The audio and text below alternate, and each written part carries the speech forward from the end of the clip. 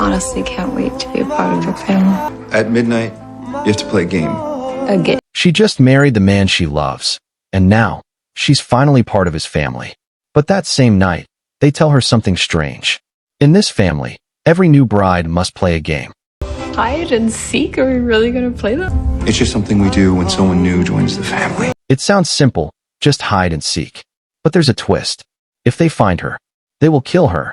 And if she manages to survive until morning, only then, she truly becomes part of the family. The movie begins on a bright, beautiful day. A massive palace stands proudly under the sunlight, decorated for a grand wedding. Guests fill the garden. Soft music plays, laughter echoes in the air. Everything feels warm, peaceful, perfect. Grace, a kind-hearted former foster child who grew up in group homes, can hardly believe her luck when she marries Alex Ludomes, the shy and handsome son of a billionaire family that made its fortune in board games. Their wedding is held at the family's enormous, Gothic mansion, complete with champagne, lace curtains, and forced smiles from Alex's eccentric relatives. Grace has heard rumors about the family's strange traditions, but she dismisses them as quirky rich people behavior. After the ceremony, Alex nervously explains one final ritual. At midnight, every new spouse must draw a card from an ornate wooden box and play a simple game. Grace laughs and agrees, assuming it's a harmless bonding exercise.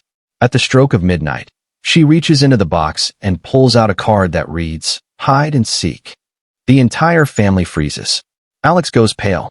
His uncle Daniel mutters a curse under his breath. Grace is told to go hide anywhere in the mansion, and she must not be found before dawn.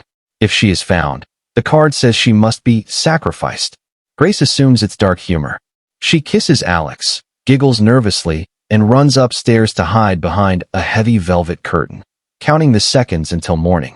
15 minutes into hiding, Grace hears a crash downstairs. She creeps to the banister and watches in horror as a maid named Clara is shot in the chest with a crossbow fired by Aunt Helene. The family does not scream or call an ambulance. Instead, they calmly wipe the blood off the floor, reload their weapons, and begin searching room by room. Grace realizes with sickening clarity that this is not a game. She runs through dark hallways barefoot, her white wedding dress tearing on splintered furniture. She finds Alex in the library and demands answers. Trembling, he confesses the truth. Generations ago, the Ludomes family made a deal with a demon named Mr. Lubale. In exchange for wealth and success, every new member must play a random game chosen by the card box. If the newcomer wins, they are accepted into the family forever. But if they lose, the family must hunt and kill them before sunrise. If they fail, the demon will slaughter the entire bloodline. Hide and seek is the deadliest game of all, and no one has ever survived it. Grace looks at Alex with betrayal in her eyes. He knew this before he married her. He brought her here to die. Now the hunt is officially on. The family arms themselves with antique weapons from the mansion's collection: crossbows, pistols, hunting knives, a medieval mace, and even a poison-tipped blow dart. Daniel, the cynical uncle who hates the tradition, reluctantly joins the hunt because he fears the demon more than he loves his conscience. The mother, Becky, loads a shotgun while smiling sweetly. The father, Tony, leads the search with cold determination. Grace runs from room to room, hiding in fireplaces, under beds, and inside dumbwaiters. In one terrifying scene, she crawls through a secret passage inside the walls while a relative stabs a sword through the plaster inches from her face. She escapes to the greenhouse, where she finds the family's butler, Stevens, who secretly helps her because he blames the Ludomes family for his own daughter's death in a previous game. Stevens gives Grace a key to the front gate and promises to create a distraction. But before she can reach the gate, Aunt Helene appears and shoots Stevens in the back. Grace watches him die and realizes she cannot trust anyone. Grace stops running and starts fighting. She hides in the kitchen and, when a young cousin named Gabe finds her, she smashes a cast-iron skillet into his face, breaking his nose. She runs to the chapel, where she discovers the family's dark history painted on the walls. Generations of brides and grooms being slaughtered at dawn. While hiding behind the altar, she is found by Daniel, who surprisingly lowers his weapon. Daniel admits he hates the tradition and has tried to burn the card box before. He offers to help Grace escape through a secret tunnel behind a painting. But before they can leave, Alex's younger brother, Georgie, bursts in and shoots Daniel in the chest, killing him. Grace flees into the tunnel, crawling through dirt and rat bones until she emerges in the family's trophy room. There, she finds the mummified remains of previous losers displayed behind glass. In a rage, she grabs a fire poker and, when Georgie finds her, she beats him to death with it.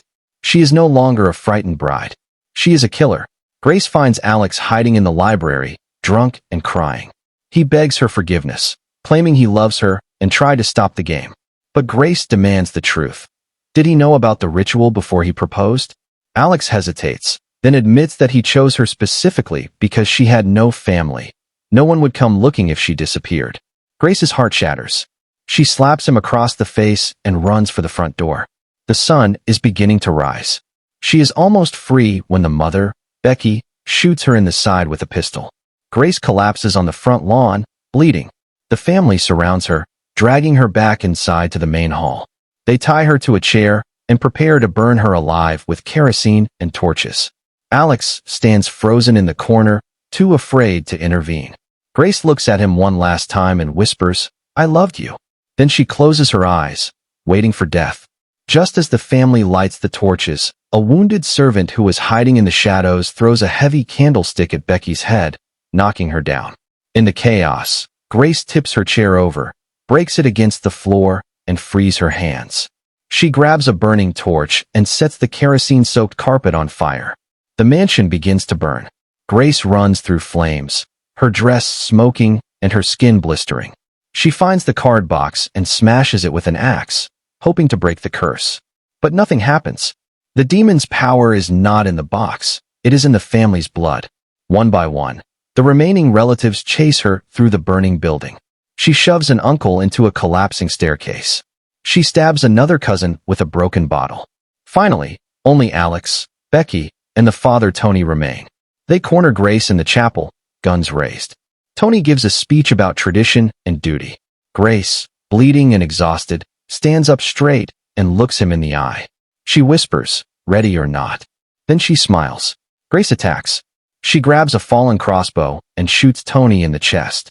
Becky screams and charges with a knife, but Grace trips her into the burning altar, where she is consumed by flames. Now only Alex remains. He crawls toward Grace, sobbing, begging her to forgive him, to let him live. Grace stares at him with cold, empty eyes. She does not kill him. She walks outside onto the front lawn just as the sun breaks over the horizon. Alex follows her, crying that he loves her. But before he can say another word, the curse activates. The demon, Mr. Lubail, arrives in the form of black smoke. One by one, every surviving member of the Lut Domes family explodes into geysers of blood, including Alex. Their bodies collapse in heaps. Grace stands alone in the middle of the lawn, drenched in blood, her wedding dress torn to rags. The burning mansion collapses behind her. Grace does not scream or cry. She looks down at her bloody hands, then up at the rising sun. A servant who had hidden in the stables walks up to her and silently hands her a pack of cigarettes and a lighter. Grace takes one, lights it with trembling fingers, and takes a long, slow drag. She watches the flames consume the Lut Domes fortune. There are no police sirens. No rescue. Just the crackling of fire and the smell of smoke. Grace does not smile, but her shoulders relax for the first time in hours. She survived. The demon has his due. And in the twisted world of Ready or Not, walking away covered in the blood of your husband's entire family is the happiest ending imaginable. She flicks the cigarette into the burning mansion, turns her back on the flames, and walks down the long driveway toward an unknown future, alone, free, and finally safe. If you enjoyed this story, hit like, thumbs up, and subscribe bell for more insane movie explanations. And tell me, would you survive this game?